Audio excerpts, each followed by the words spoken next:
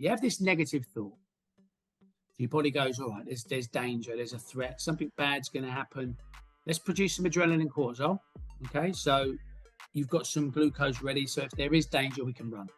Now, when you get caught in this spiral, this loop for a prolonged period of time, what starts to happen is that the cells in your body become addicted, blew my mind when I read this, addicted to the chemicals. The cells in your body literally go, when you're trying, your friends might say to you, tomorrow, you need to just think a bit more positively. You need to go off and chant, right? It doesn't matter what you do. Your cells start demanding this chemical soup that they swim in. So your physiology starts to dictate your neurology. You become more miserable. You've all got friends who are half glass full, and you go, they don't see the bright side. Sometimes people have been stuck in this heightened state of chronic stress that they literally can't escape it. They've got no choice over it, but their physiology's going, we want more of this stuff. And how do we produce that? Negative thinking. Matt Marney, it's so good to see you. Thank you so much for coming onto the podcast. I'm so happy to be speaking to you right now because I know the topic we're going to speak about is very necessary for myself and for everybody. So how are you doing? I'm very good, Tamara. Thank you for inviting me on. I've actually, for you, I've broken my caffeine curfew. So I'm normally 2:00, but You know what? I thought I've had a busy day. It's not coffee. I thought I'd have a cup of tea. Very English. Yeah, very English. Got a cup of tea. Yeah, broke caffeine curfew. So no, it's great to be here. We're in different time zones. You're in the Cayman Islands. I'm in Dubai. We're both Londoners. It's very international. I'm looking forward to it. And if you look over my right shoulder, what do you see? The flag, the UAE flag. The UAE national flag. I put it up there.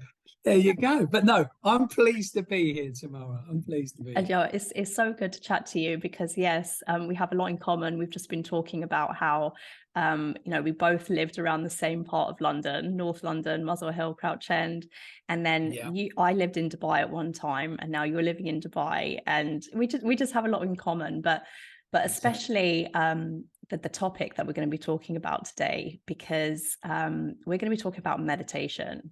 And that is such a huge topic, for myself and for you and for the listeners. Like, I'm hoping that meditation is something that the listeners want to get into themselves, or if not already.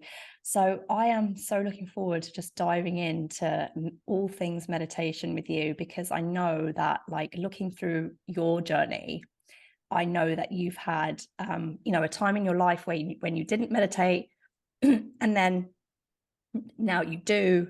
And it's like, I feel like there's been a huge transformation in your life.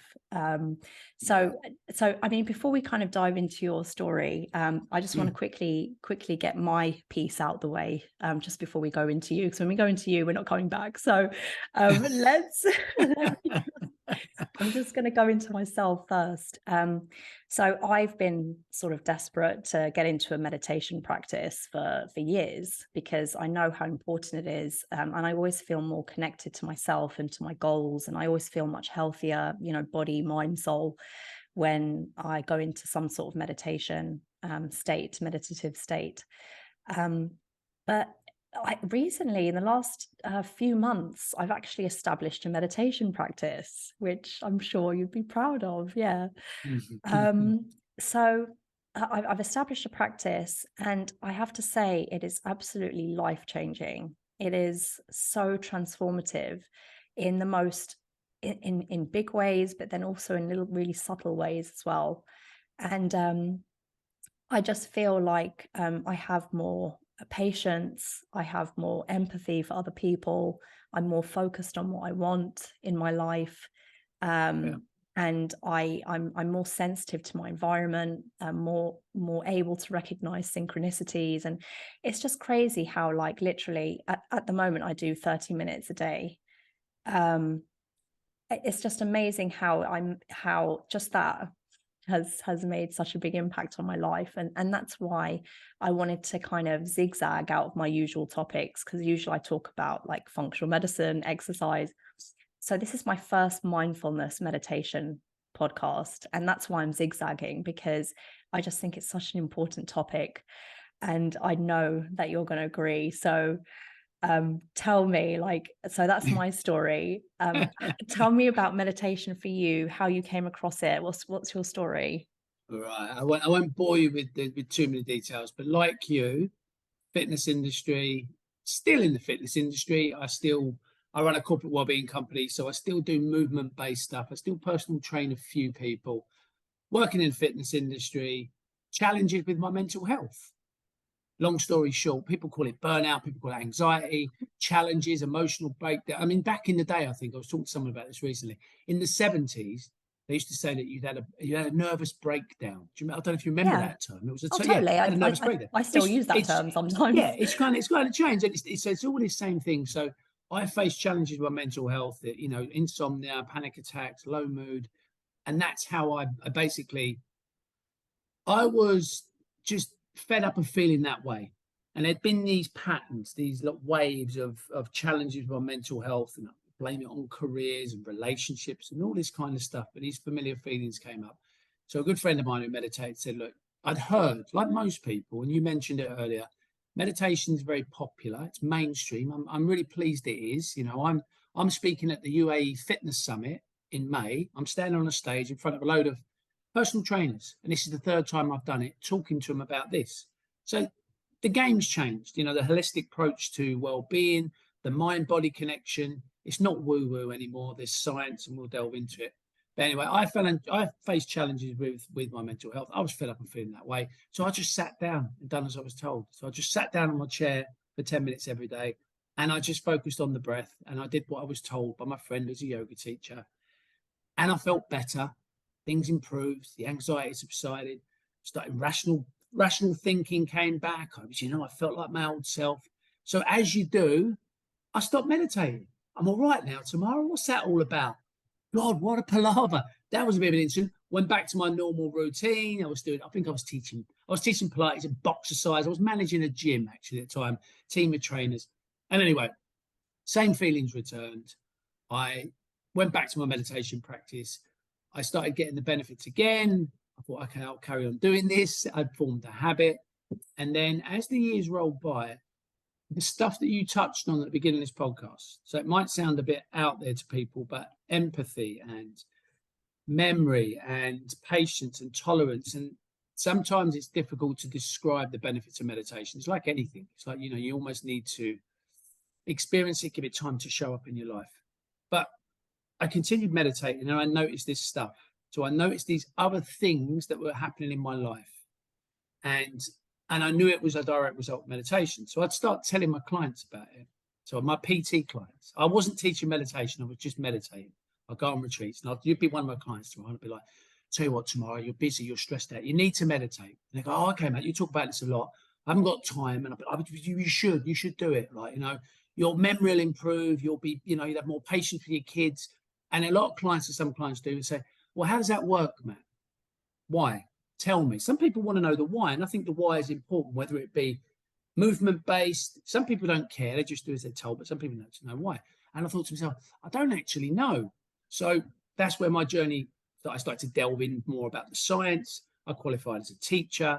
I have mentors, and, I basically have been teaching for a few years now, and I love sharing this stuff with people.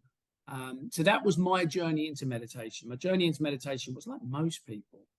They're up against it. Their mind's busy. They hear that meditation's good for them. They think it's good for like exercise, and all this stuff actually. And I would say this, I'm not on here saying meditation's a cure for everything. There's so many roads to better well-being or improved well-being. That could be movement and meditation, but for me, meditation's almost been like the icing on the cake. But so that's how I got to where I'm at. I struggled. I found meditation. It helped me. I stuck with it. This stuff showed up in my life. I wanted to share it with people. So I delved deeper. I've done my teacher training. I run retreats now. I talk about this stuff like this. I love it. It's a game changer. It is a superpower. It will change your life. I would say this. It's called meditation practice for a reason. It's the same with the fitness stuff. I wouldn't say to someone, and most people know this, You sit on the couch, I'm going to get in shape. January, New Year's. I'm going to get in shape tomorrow. Nobody expects to go to the gym, go for one visit to the gym, walk out, and there to be a transformation. A lot of people are not even that silly to think 1 month. We know long game, fat loss, we're talking months, consistency with nutrition, consistency with training, progressive overload principles. It's all about consistency. It's the same with this stuff. But like the movement world and the exercise world, there's lots of information out there. It gets confusing. People don't know where to start. They don't think they can meditate, and then they stop. So hopefully we'll delve into what those things are. Totally. There's so much to unpack here. But what I wanted to say is a couple of things actually. When you said that it's a long-term practice, it's something that you have to do like consistently. And you could even say, if you compare it to nutrition and exercise, you could even say, well, actually, it's like you're talking a lifetime. You're talking like, a lifetime of a healthy lifestyle to maintain the body shape that you want, for example. But with meditation, if someone's going to be taking on a new habit, it might be intimidating for them to think, oh my God, do I have to do this for the rest of my life? But the great thing is, and you can probably agree with this or tell us, first of all, surely you can get meditation done in as little as 5 to 10 minutes in a day. I mean, is there a minimum amount of time that we need to spend doing it, first of all? Yeah, no, 100%. I mean, yeah, it can be intimidating.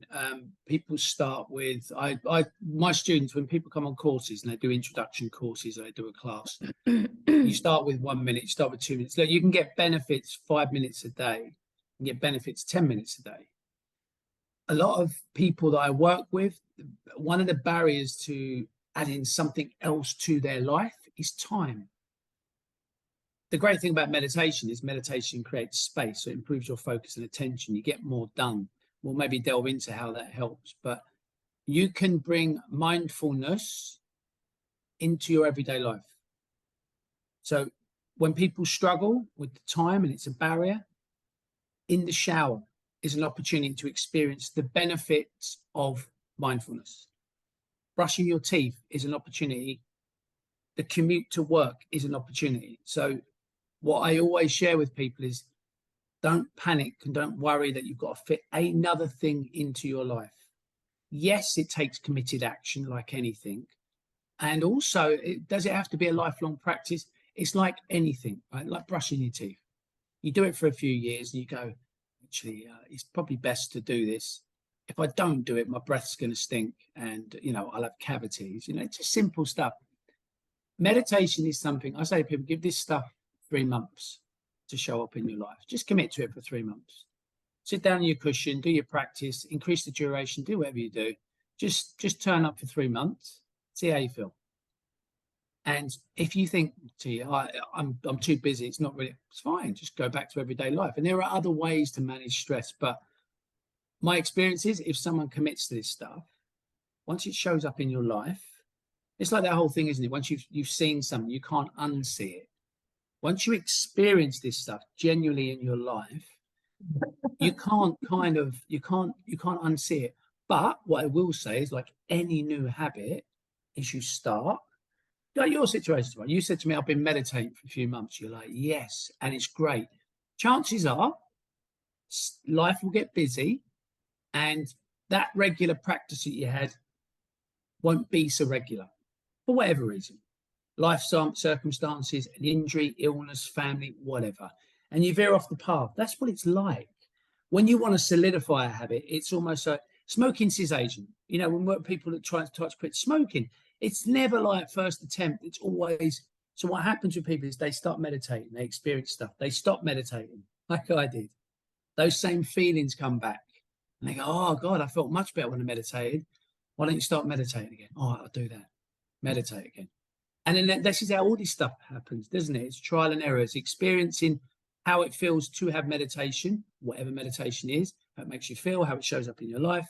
Then you stop doing the thing, the exercise, the nutrition. You veer off it. You fall off the wagon. You come back. So if anyone's listening and they're thinking this is overwhelming, it's like, no, don't worry. There are ways of fitting this stuff into your life. But like anything, if you don't give it time, you won't experience the benefits. Same as exercise. So this kind of leads into the type of, well, who should be meditating, who you recommend meditation to, because you mentioned something. You mentioned how you had some tough feelings to deal with, and that led you into meditation. And I will second that. It wasn't until I had tough feelings that I maybe I should try meditation. That's something I should get into. So it makes you feel like, is meditation for stress? Is it for something? Is it for people who are, having struggles in their life, or, they're having difficulty coming to terms with certain things, or stress with daily life, with their goals, with their fitness journey? Is it just for, do you recommend it to people who are just going through a stressful time, or is meditation for pretty much everybody? No, it's a great question. Predominantly, most people who come on and I'm just talking about my experience, most people that attend my introduction to meditation course fill out a pre-course questionnaire. There's normally a battle with anxiety. There's a battle with low mood. There are circumstances when, if someone's having they're in a really acute phase of, they're having panic attacks and literally closing their eyes is triggering stuff, the breath work, then sometimes you signpost out and you might say, you're not ready for a course now. Most people go to meditation because of stressful feelings, but meditation is for everyone. So let's start with the first thing. The first thing, we use the word meditation.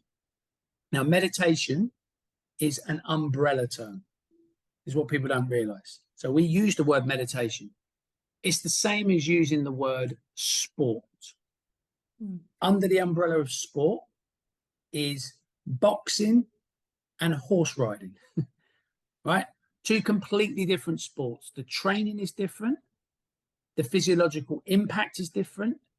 The personality types that are suited towards those sports are different. And it's the same with meditation. So people think meditation is this one thing. It's not. This is the biggest challenge that people face when they start a meditation practice. They'll buy an app, Insight Timer, Calm, they're all out there. Most people I speak to who ask about my meditation course, ask them if they've got a guided meditation app on their phone, and they just pull it out and go, yeah, I'll pay $7.99 a month. I'm not knocking these apps, but this is the reality. Now, you can go on an app like this and you can flick through, you scroll through and you see a title and you go, calming relaxation. Love that. I like, well, that's going to work. Press the button. No awareness about the style of meditation, the language. So different language resonates with people. Sometimes just the person's voice doing the guided meditation is irritating. So there's all this stuff. Anyway, go back to my original point. Umbrella term of meditation. Mindfulness is just one technique. Mindfulness is kind of hijacked the meditation world. Everyone talks about mindfulness. Mindfulness is one technique.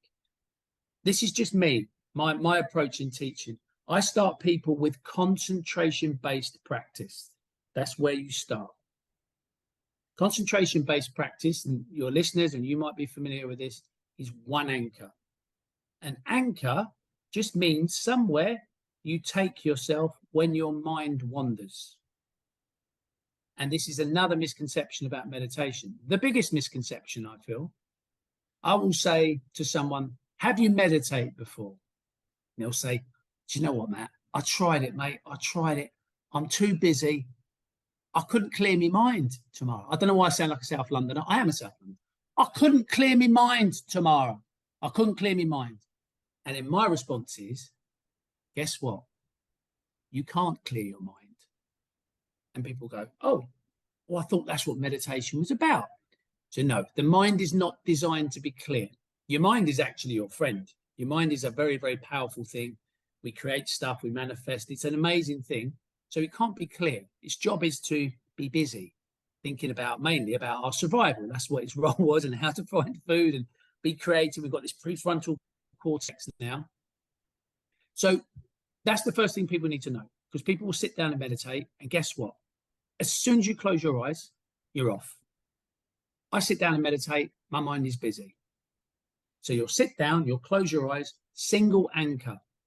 I like breath in the nostrils. Some people like belly.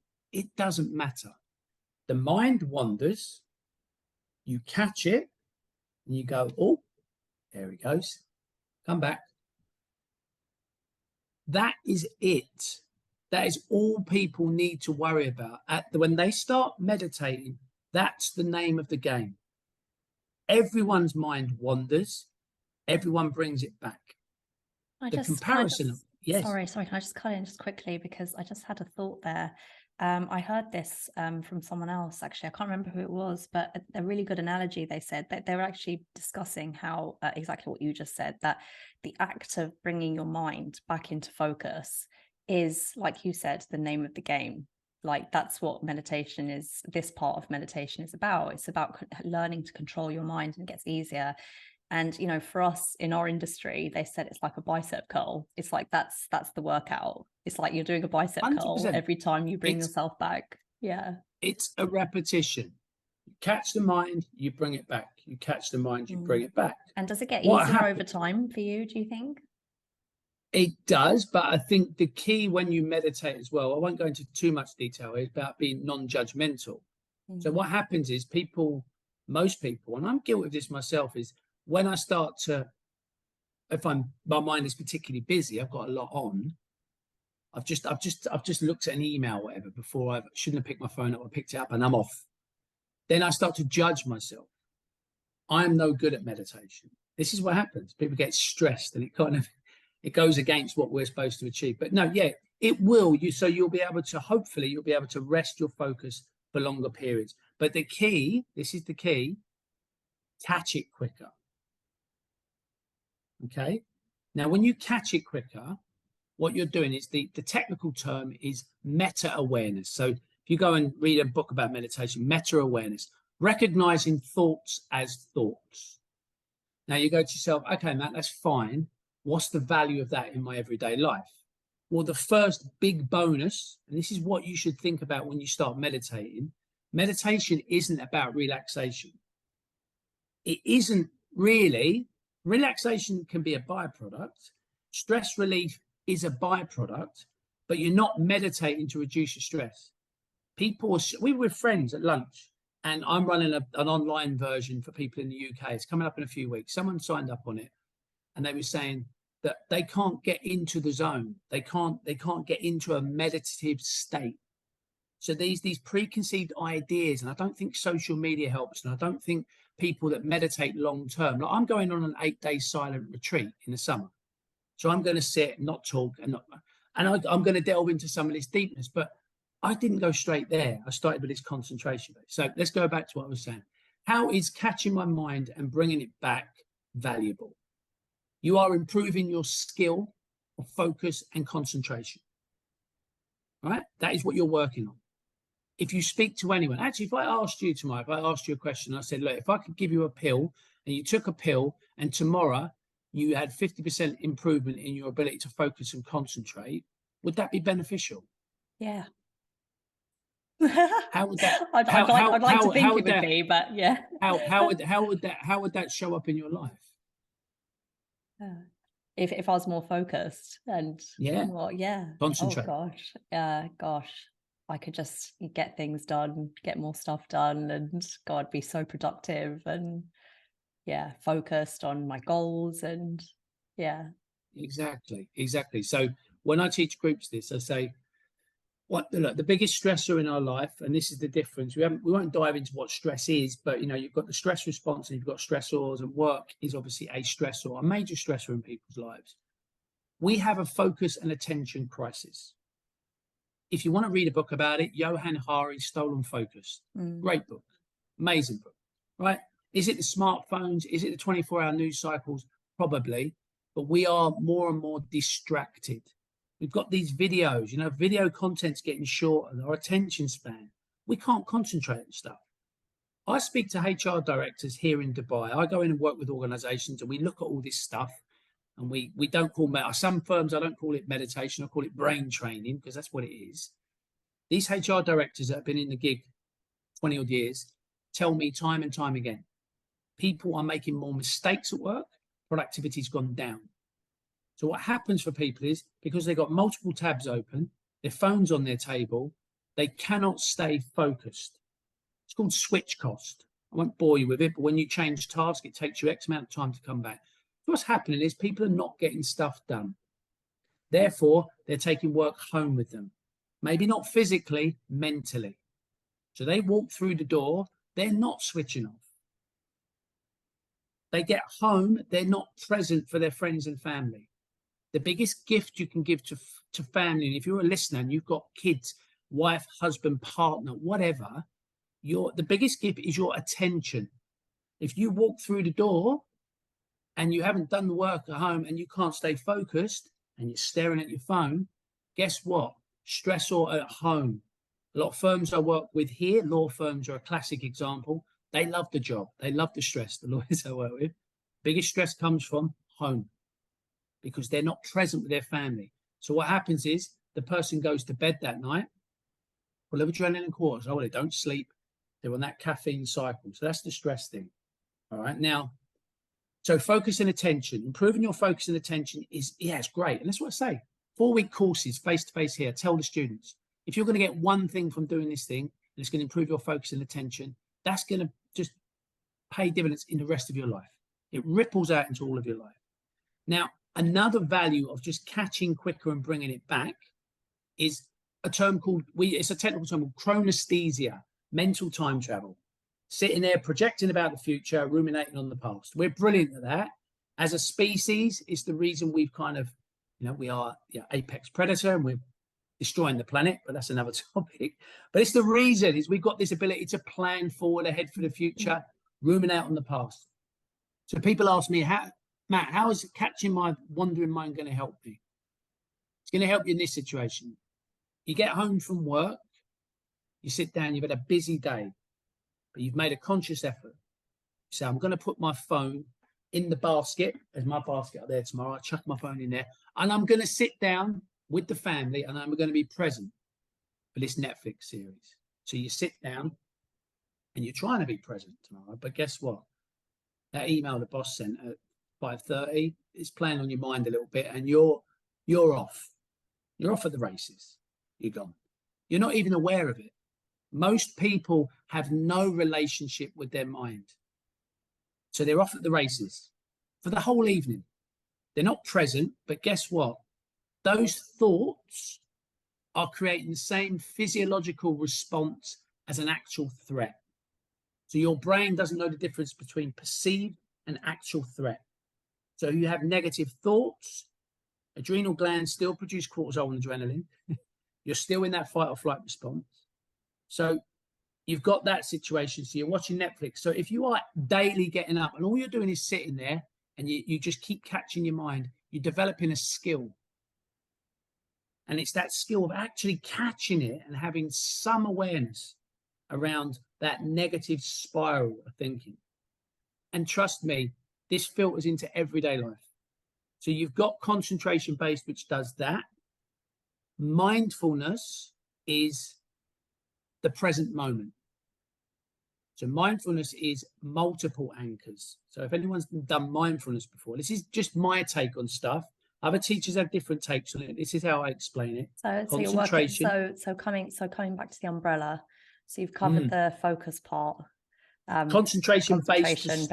Okay. And so now it's going on to the mindfulness. So just for the general picture, if you have this umbrella that I have in my mind, how many different types of meditation are there? Oh, there's loads. Okay, and this is where it gets me. This is where it can get. You're covering the main ones. There are layers to this game. There are layers. There are, loving kindness or compassion based meditation. When I first started meditating, loving kindness, compassion, boy from South London, behave. I don't do stuff like that. It's phenomenal the impact that stuff has on your empathy and your compassion. But again, people hear this and they've not started doing the basic stuff and they go, that's me out, I'm checking out. It's a load of people sitting in pajamas eating lettuce. I'm not doing this, right? So that is out there. There's loads of layers. There's metta, there's loving kindness, there's mantra based, there's huge. There's one of my favorite teachers is Tara Brach. Tara Brach talks about going in. There's lots of different methods and techniques, but concentration based, one anchor. Then I would encourage people to go into mindfulness. So mindfulness is like, when people understand, they say, I need to be present in this moment. Now, this moment is this moment. So sounds, sensations, stuff going on. So when you meditate, and it's a mindfulness meditation, I tend to teach things like sounds coming up. So different sounds. So this is good for attentional flexibility. This is how it carries into everyday life. You don't want to just be locked in. So you're very good tomorrow at concentrating at work, but you're not very good at anything else. You develop that first, then you go out. So mindfulness could be sounds, sensations, thoughts themselves is some practice that I use where you analyze the thoughts coming up. So what mindfulness does is it starts to make you more, improves your attentional flexibility, your awareness to be present in the current moment. And then you've got the skill from concentration based.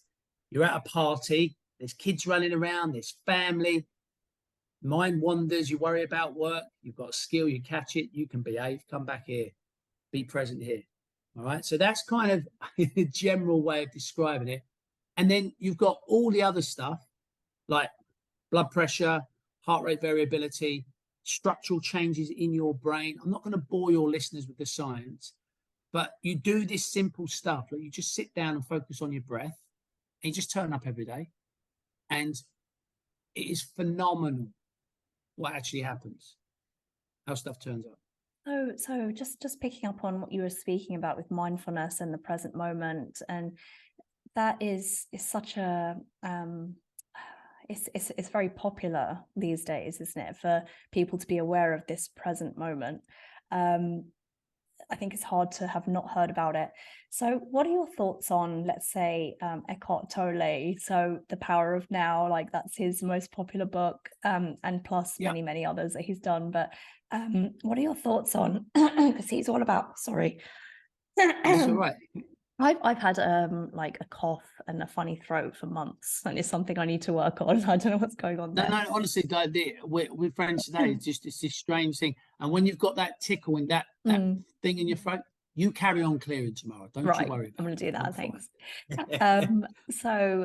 Eckhart Tolle. What are your thoughts on Eckhart Tolle? So he would say something like, okay, so be in the present moment and clear your thoughts, and that is the way to do the present moment. And let's say I'm a big fan of Michael Singer. I don't know if you are as well, but he has a similar approach in that don't listen to your thoughts, like clear your mind of your thoughts, because your thoughts are they're not useful. And I know you said that it's you can't clear your thoughts, like that's impossible. But what about these leaders in these spirituality kind of titans talking about the present moment and just clearing your mind? What are your thoughts on that? I mean, Eckhart Tolle, I've read both his books, Power Now and New Earth, and I was all over it. The concept of it's great. Again, I don't know enough about Michael Singer. Maybe they just get taken out of context and they'll quote something on a podcast and people will grab that. The technical term is dissociation. So psychologists say don't attachment. Buddhism, attachment to thoughts and feelings. I think individual personalities is one thing, because I think we all we have different upbringings, and I certainly think our upbringing and the way we're socialized has an impact on how we think. Trauma. So if you want to delve into stuff, the body keeps score. There's a lot of stuff out there. I think maybe, the gurus in every field are. I tell you what, actually, when you talk about, have you heard of Deepak Chopra? Yes, of course. All right. Yes, all right. I've got some of his books in my bookshelf. Yeah. So actually, without there's a podcast called 10% Happier, and oh my God, how's the name gone blank? Dan Harris, right? So in answer to the question about the gurus in the space, and there are gurus in every space. There's gurus in Pilates world, gurus in the PT world. So Dan Harris he's a journalist, Dan Harris, right? And he used to host a news show live in the States. And he was a war correspondent for years, and he took lots of recreational drugs. And anyway, he had a panic attack live on air right? Dan Harris. And as a result of it, and he had challenges with mental health, he went into, he found meditation.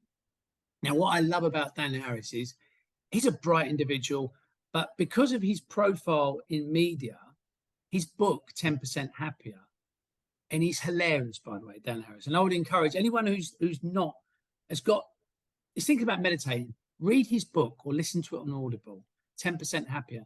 So he meets some of these gurus and he gets to interview them. And all I will say is, I will just say, have a listen to his book. There's some interesting stuff.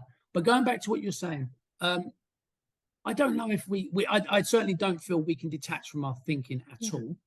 I don't think that's possible. I think there are definitely in deep states of meditation. I definitely think this is the big question about consciousness. This is what people are looking for. Consciousness is it's not even, it's a concept that people talk about.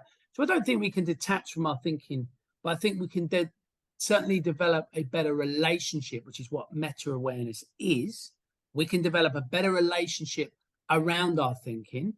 And then, maybe we do need therapy. And there's some brilliant therapists out there. There's cognitive behavioral therapy, there's psychotherapy.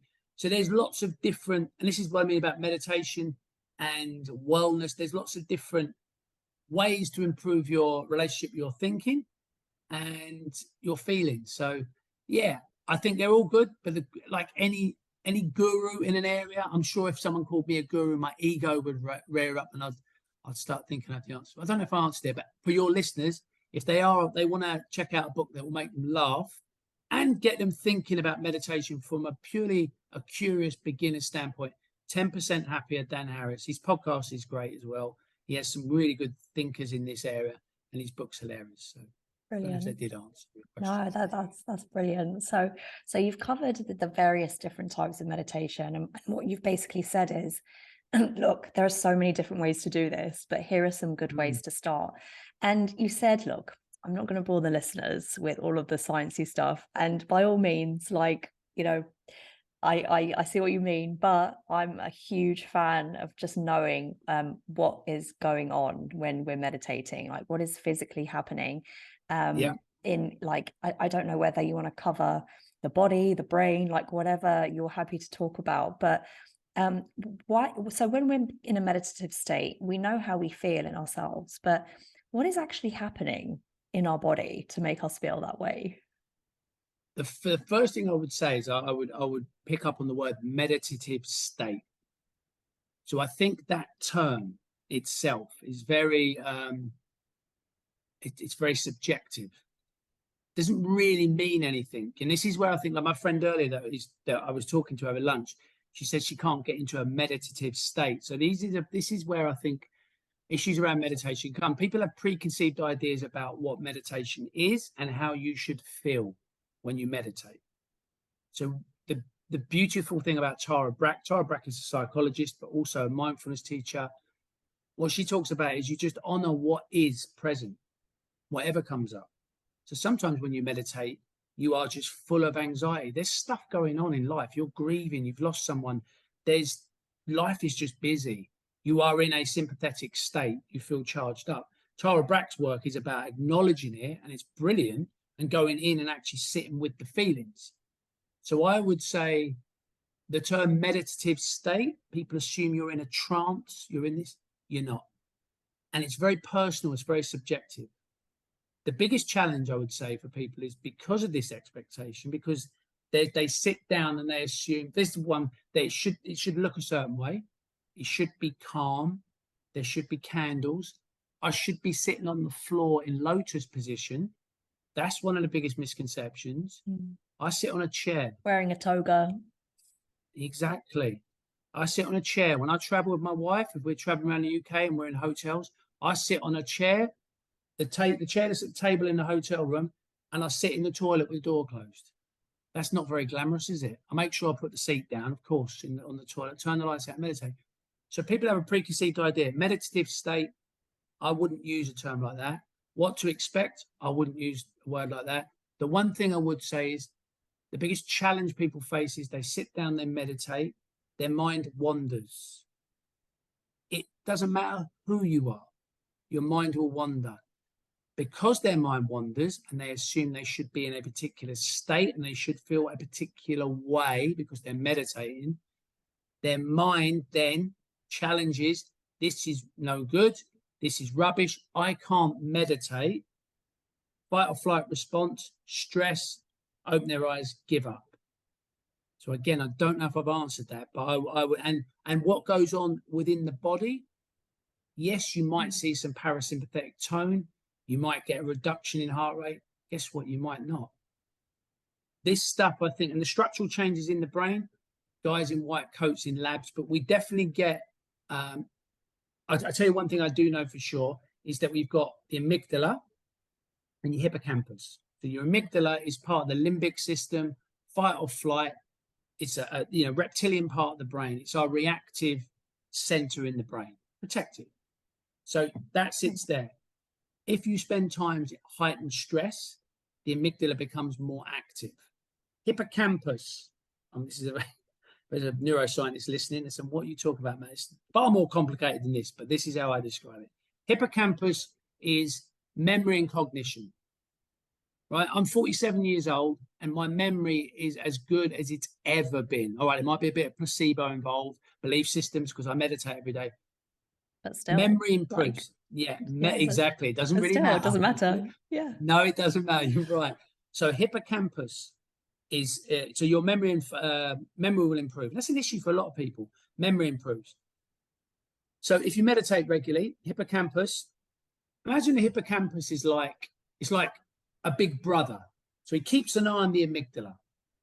So emotional regulation is another role for the hippocampus. So when the amygdala gets a bit aggy, right, it gets a bit kicky, oi, the hippocampus will normally go, calm down, it's all right, no problem. Amygdala goes, fine, no problem. But when we're in heightened states of stress, the hippocampus shrinks. Okay, that's what studies are showing. Shrinks. So we become more reactive. We've got less emotional regularity. We become more reactive. Here's another one for you. So have you heard of a guy called Joe Dispenza? Oh God, yes, of course. Love a bit of Joe Dispenza, right? It's his meditations I use, by the way, every day. Yeah.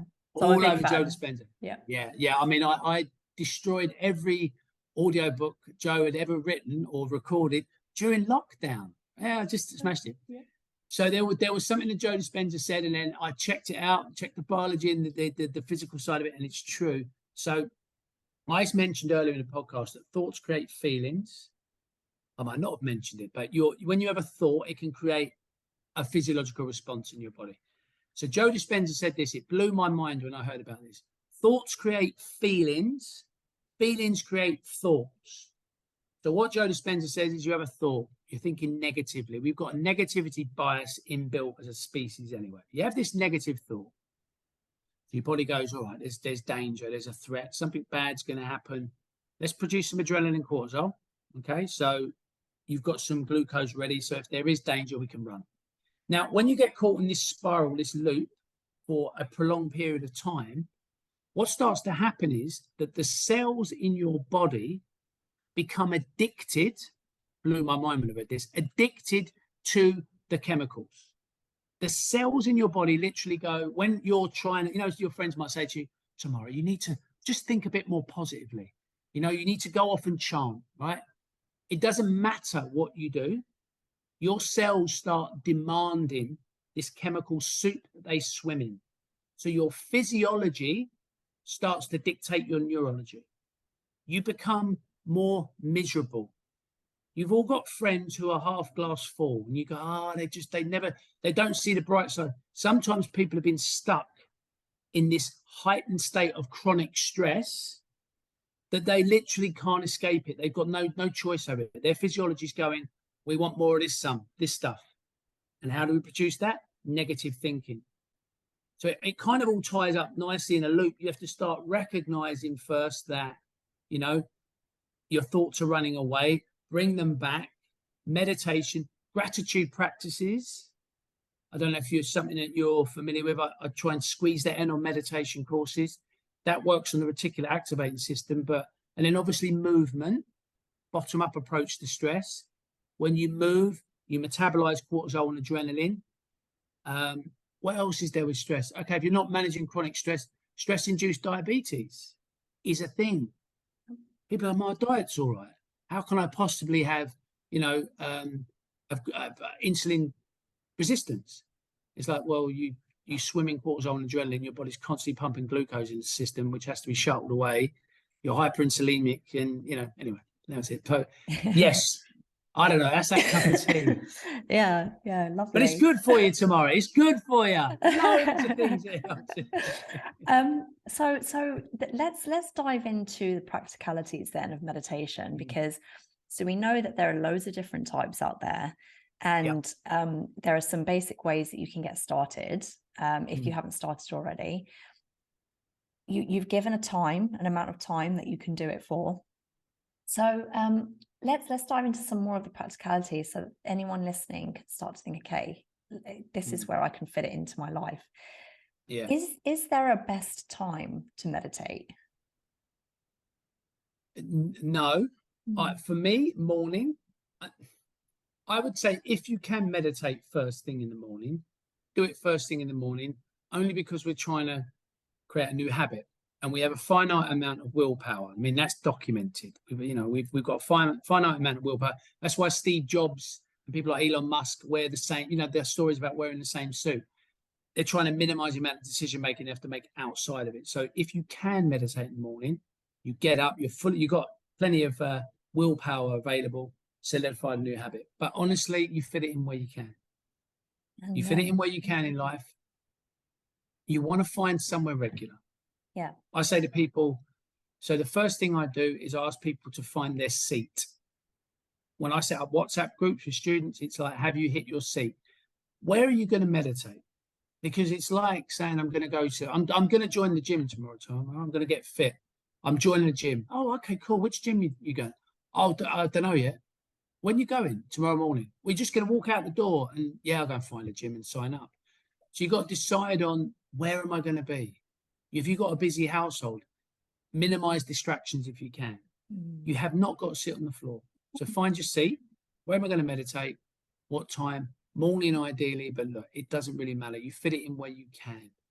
The only thing I would say, if someone's having challenges with sleep, is maybe not doing concentration-based practice just before you go to bed. I'm not saying you can't, but there is, you are firing up the prefrontal cortex, so you might find it can impact your sleep. But honestly, wherever you can fit it in, any habit, familiarity, regular time slot, there I am.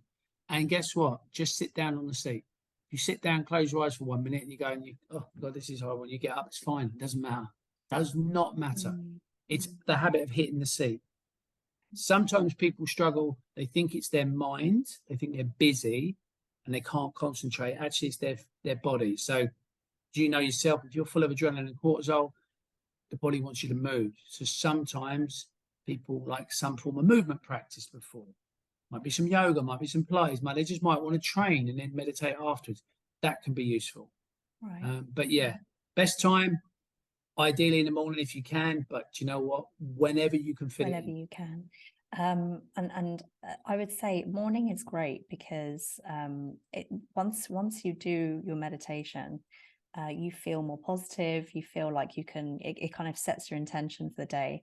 And so it's great to have that right at the start of the day. But for someone like myself, I'd love to meditate in the morning, but I can't, because I've got kids.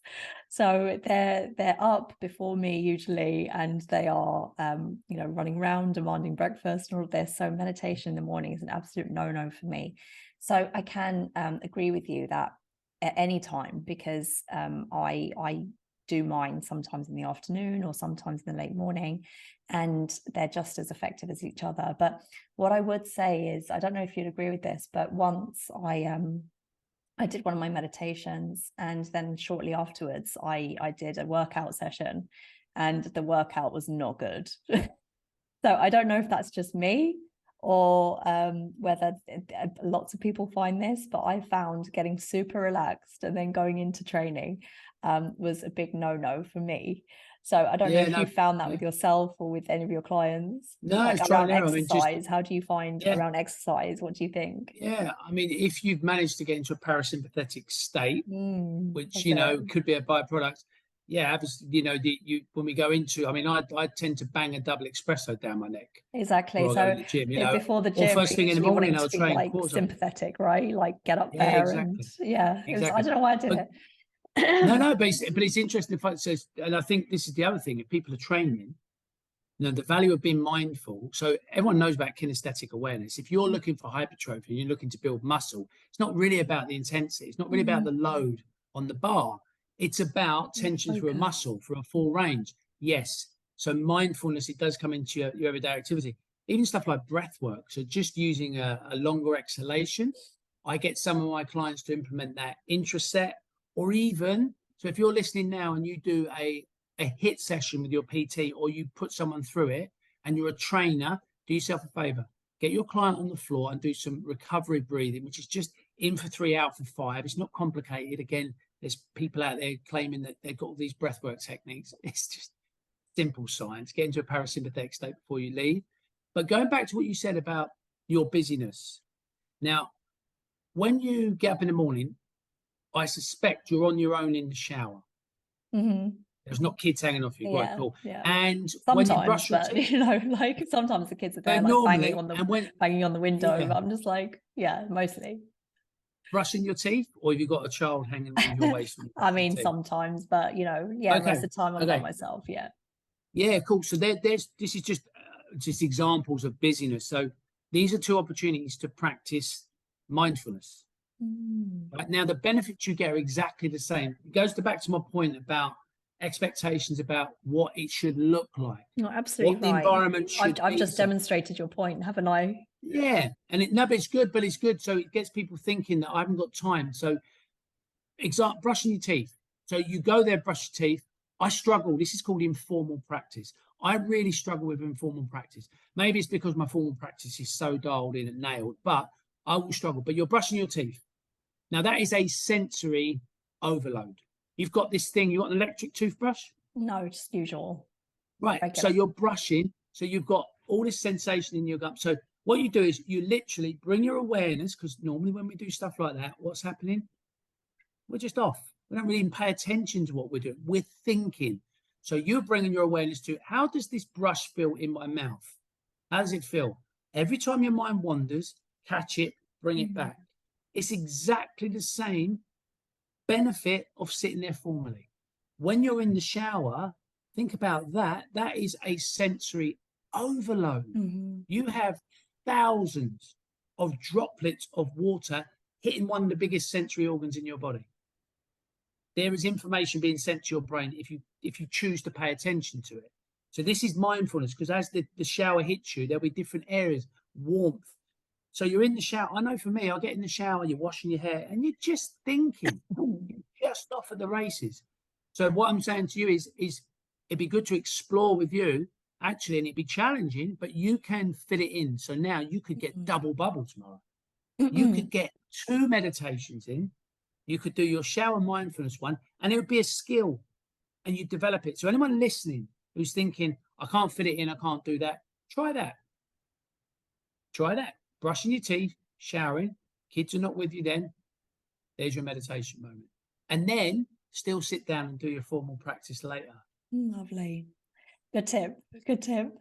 So we've been talking about ways that we can fit it into our day, but just say somebody is like, okay, so is this all I need to do? Is this going somewhere? So let's say when you're working out in the gym, you know that you're going to be progressing over time because that's the way it goes.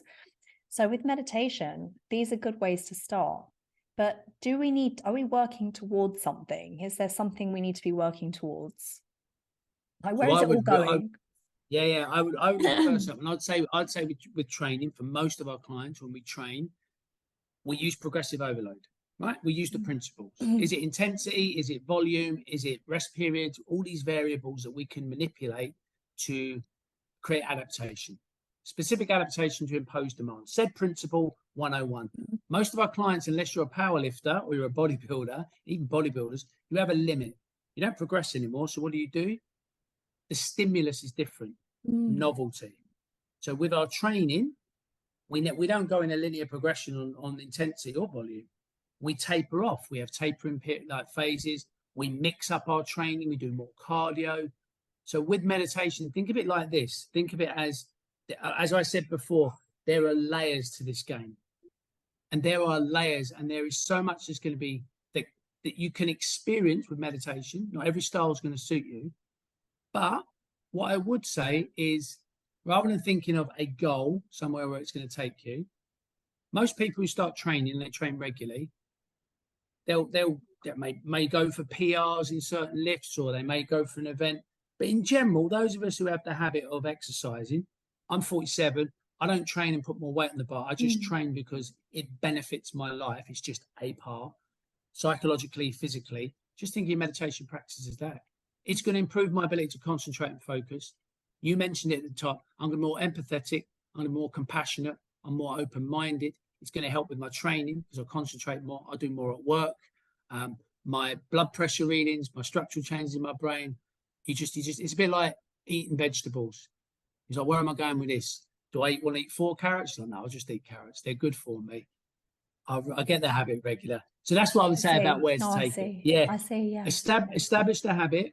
Give yourself time.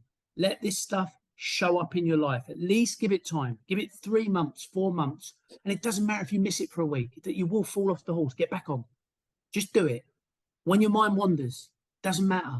My wife meditates sometimes, and she said she just spends the whole period busy. But she doesn't worry because the guided stuff she listens to, the guy she listens to, reminds her that it's okay to be busy. It's showing up every day. Habit. That's what it's about. So we talked about how exercise might kind of impact meditation, like, and whether you do it before exercise or after exercise, it's probably an individual thing. For me, I found it didn't work, but you know, so that's exercise. So when it comes to food, do you have any thoughts on fasted meditation? Because in the fasting kind of world, Ramadan is probably one of the most looked at studies, one of the most studied religious practices when it comes to fasting. And studies have shown that the people practicing Ramadan, when they're fasted, they feel closer to God and they feel more sensitive to their, to the people around them, and they feel closer to each other, and there's a stronger connection, and they link it to fasting. Do you have any thoughts on fasted meditation? Do you think that it's better to have an empty stomach? Does that intensify your experience, or do you think it doesn't matter? You don't need to think about that. I don't think you need to worry about it. I mean, when it comes to fasting, I'm quite open-minded. I mean, Sachin Panda's recent studies, I mean, Sachin Panda's a leader in the fasting world. Yes, there are huge amounts of benefits. You know, people talk about autophagy for years. Personally, I think, have you heard of something called the Zoe Project? I think so. I Yeah, think so so. It rings a bell. the Zoe Project is I'm going off on a tangent here, but it's a guy called Tim Spector. It's gut microbiome. A friend of mine's, yes. yeah, Tim Spector and his whole. So the reason I mention it is that what we're realizing more and more is that, and I stay in my lane. Nutrition is a minefield, and I'm open-minded about stuff. Tim Spector and the work that the Zoe Project are proving with these glucose monitors that nutrition is becoming more and more personalized, based around the impact of stress, epigenetics, gut microbiome. So it's complicated. How one person responds to one food compared to another is completely different. And once we nail that, we'll be able to personalize and tailor food. I think the same is with fasting. I get huge benefits from fasting, and I'll tell you what my benefits are. Having time restricted feeding, I am greedy tomorrow, right? It might be leptin and ghrelin signaling. Why I've got no off switch. If there's a bar of chocolate, I eat it all. I learned this years ago. It's just the reality. I could delve into it and analyze it. Is it my leptin? Am I leptin resistant? Am I hyperinsulinemia? Have I ate loads of cakes? Who knows? So I think with fasting is valid. I would never wave a magic wand and say it's special. It's just, it has a role, and it's But in terms of meditation, sorry, that was your question, meditation. In Mhm. terms of meditation, I I get up in the morning and I wouldn't say I'm completely fasted. I have one cup of coffee. And Right. my last meal of the day around 7, and then I eat my first meal. So I'm probably on a 16/8, kind of works for me. Means I can eat loads of food in the 8 hours that, I like to feel satiated. But again, I'm not sure. But I would say to your listeners, don't worry about fast at the Right. moment. And again, I think some people work well without food. Potentially the sugar burners, the people that the grazers, they don't function so Mhm. well. So I think what it comes down to is experimenting with what works for you. So 100%. I find when if I haven't eaten any food, I do feel a lot of clarity, and I feel like Yeah, my body feels more sensitive, like to everything. So yeah, I and agree. also I find that if I have, let's say, if I was to have like a large dinner and then with some dessert, let's say, which is kind of like, I'm a bit guilty of that pretty much every night. So if I was to do that and then go and meditate, I know instinctively in myself, if I've just had a load of food and my tummy is full and then moving Yeah. into a meditation, I know in myself that it's not going to be as powerful as the fasted, let's say, if I was to do it in the morning, because just your body is so busy, like it's digesting, it's kind of it's doing its own thing, and your brain is probably more focused on other things. um, Mm. but then when you're in a fasted state, there's a much cleaner focus, and there's a much cleaner state of mind, and perhaps a meditation is a bit more powerful. And you mentioned caffeine as well. I remember I did a coaching session with Charlotte, actually, Charlotte Stibbing Mills, and she was doing a meditation session with me, which was fabulous. And one of her instructions was, do not have any caffeine beforehand, because you need to be in clear mind. And I was like, okay, great. And I actually had a cup of tea that morning and I completely forgot. And she was like, oh, why did you do that? But so I think there are ways that you can, if you were to sit down like I do, and you were to kind of switch your mind off, and you were to kind of meditate and, take your mind to other places, then there probably are ways that you can intensify it and make it more powerful, and ways that you can make it less powerful. So let's say if you have, if, like you mentioned, sleep, like if you had poor sleep, or if you're um if you've kind of binged on some processed carbs and things, like Mm. maybe those things have an impact on the clarity and of the connection of your meditation. But I don't know if you have any final thoughts on that.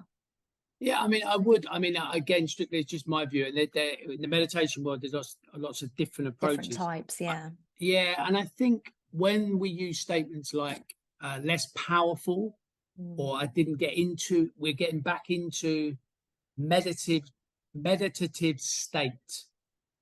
And this is the biggest barrier for most people. People that are at that level are going into finding state. Joe Dispenza, he's about finding states, long meditations. I think I think if you when you start thinking like that there's an expectation, there's something you're getting immediately from meditation.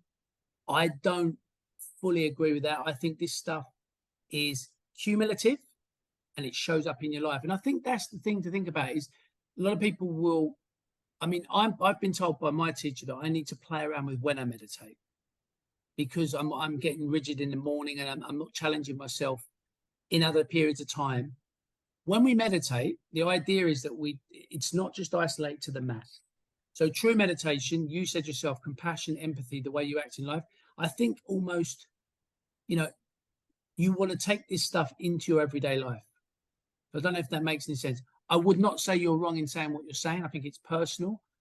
But I think we have to be careful with people when they start. We start layering in all this stuff that's going to make it more powerful and help. I think when you start, it's just the experience itself. And if the experience is, I'm tired, I feel full, that is an opportunity to pay attention to what's going on in the present moment. And it's being able to label stuff. And if things have to be a certain way, when you do feel a particular way in everyday life, you might judge it as negative. I And I think the understand. name of the Yeah. game with all this stuff is one thing I would say is what meditation's taught me. is the impermanence of everything. And I think that's the beauty, is everything passes, good and bad. And I think once you get there, then you can start going into realms like faith and higher power and all this kind of stuff. But I think that's the key. Meditation teaches you that this is long. I'm going on 8 days silent in the summer. There'll be a roller coaster. And I think sitting with the roller coaster and sitting with uncomfortable feelings and thoughts is almost, it's another layer down, but that's almost part of the game. I understand. And but this kind of draws back to your first recommendation, which is, listen, guys, there are loads of different ways to do this. There are loads of different ways to meditate, but just a great place to start is to just bring your focus back, do that bicep curl, like just practice that. And you don't need anything for that. You don't need any special circumstances, any environment. Like, you could be doing anything. You could be busy, like you could be doing things, but it's just doing that bicep curl is a great place to start. And I think that's a really good tip. So yeah, I think that's a good place for people to start. And then if they want to start layering on themselves, then that's up to them. That's their journey. Yeah. And if they pick guided meditations, which is probably advisable, don't just pick one and then listen and go, it didn't resonate. Find something that works for you. If you can find something with a single, like what's the guy? Oh, who did I learn with? There's a guy on Spotify. Doesn't matter. I'll think of his name, but another time. But yeah, just find a concentration based. It's probably a useful place to start, because if you can't concentrate on one anchor, you've got no chance when you start getting into the mindfulness stuff, where they start asking you. So you can't focus on one. You've got no chance with multiple. You judge yourself. I'm no good at this. I can't meditate. I'm rubbish. I'll stop. And what we want people to do is we want them to carry on. Let this stuff show up in their life tomorrow. Happy days. Lovely. Oh, that was brilliant. Just thank you so much, Matt. Is there anything that you want to cover that you haven't covered today? No, I think I've done it. Look, all I would say to people is, look, this stuff, meditation is the umbrella term. There's loads of different ways of doing it. It's like anything. If you want to get the benefits of meditate, you've got to turn up. You've got to do it. It doesn't have to be forever. Give this stuff time to show up in your life. It is a game changer. And, if you need to learn and go on a course, get a community, talk to people. If you start and you stop, just start again. That's it. Love it. Great advice. How can people find you? So podcast. I also have a podcast. I know you do. Yes. Yeah. Yes. It's called the Matt on happiness yesterday. It's called the Matt Marney Fitness Show. Soon to become the Matt Marney Podcast. To change of name and I know you're getting bigger. We're expanding out. I'm being labelled a bit. So the Matt Marney Fitness Show. There is the website, Wellness Education Dubai. That's where I do all the wellness stuff. I do online stuff, like meditation and PT stuff. If anyone is interested, doesn't matter where you're in the world, I have an online course, meditation course, starting, when is it? Next one is in the 14th and the 21st of May, which is a Sunday. And it's for 90 minutes each week. You get an introduction video, you get guided meditations in between. It's on Zoom. It is 10 to 11:30 on the 14th and the 21st UK time. So wherever you are in the world, you have a look on your iPhone and you assess where you're at. And you can join me on Zoom and you get to listen to all this stuff and practice and ask questions and hopefully develop a new habit. Lovely. Thank you so much, Matt. I mean, this was a lovely chat, and I really needed it today because, like I said to you before when we logged on, it's just been, I've been flustered this morning, but I just feel so much better just talking to you. And do you know what? I'm actually going to implement the toothbrush thing and the shower kind of, getting my mind focused. Yeah. And so you're just concentration based. Bring it back. Exactly. So I've learned so much. So I just want to say a huge thank you, and hopefully we get to do this again sometime. Absolutely. Thank you for having me.